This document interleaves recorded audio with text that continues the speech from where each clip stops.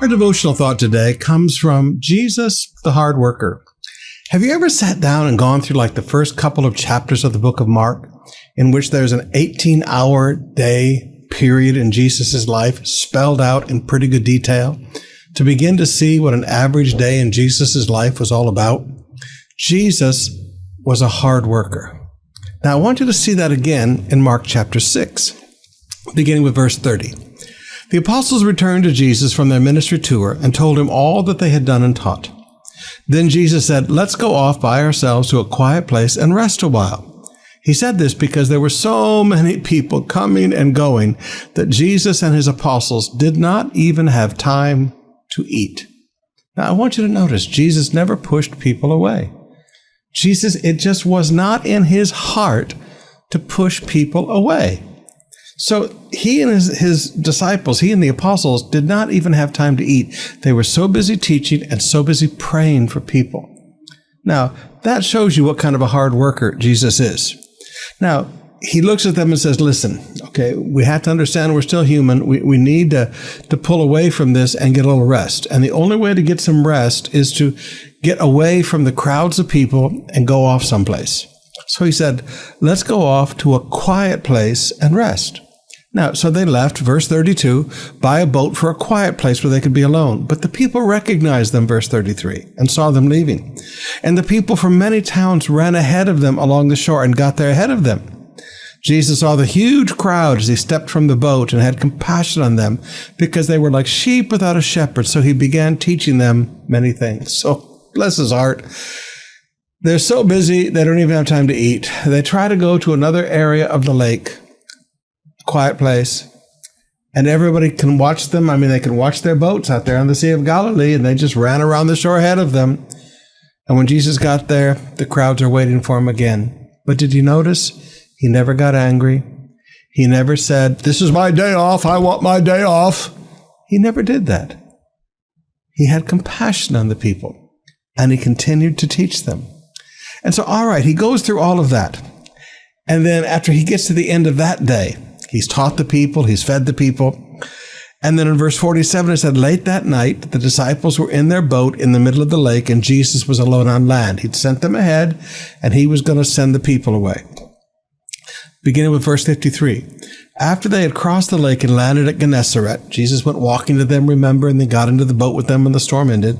They brought the boat to shore and climbed out. People recognized Jesus at once. And they ran throughout the whole area, carrying sick people on mats to wherever they heard he was. And everywhere he went, in villages, cities, or countrysides, they brought the sick to the marketplaces, and they begged him to let the sick touch at least the fringe of his robe, and all who touched him were healed. Now, beloved, you look at this. There was never a time Jesus pushed anybody away. Now, I think part of this is the woman with the issue of blood. Her testimony was really doing the work in the Sea of Galilee. And everybody said, well, she got healed when she touched the hem of his garment. We're going to do the same. All of these things went together so that Jesus had no place to rest. And at some point, he's fully God, but he's also fully man. But I'm just amazed at the fact Jesus never said, this is my day off, leave me alone. Jesus never pushed anybody away. Jesus said, I'm tired, leave me alone. Jesus never pushed anybody away. And what a principle of ministry to remember. Now, when you look at that, you also say, but Pastor, he was telling the apostles they need to get some rest. And that's true. He said, let's come away to a quiet place, verse 31, and rest a while. Now, how did Jesus define a quiet place?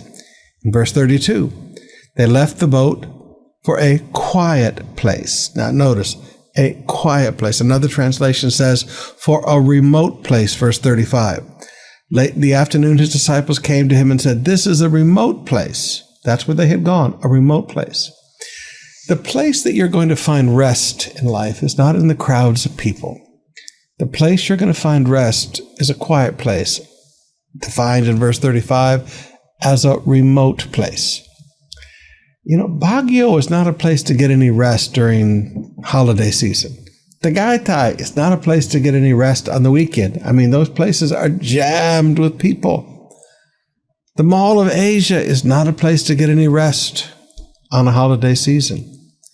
Maybe on Monday morning, you can walk, it's quiet, nobody's there. When they first open on Monday, one of the reasons I like Mondays as a day off, things are quiet. Beloved, if you need some rest, may I please encourage you in this thought, go to a remote place. If you need rest for your souls, go to a quiet, remote place and get some rest. But now I've taught you all of that, but there's one more thing you have to see here. Jesus gave up his rest, but he would not give up his prayer time.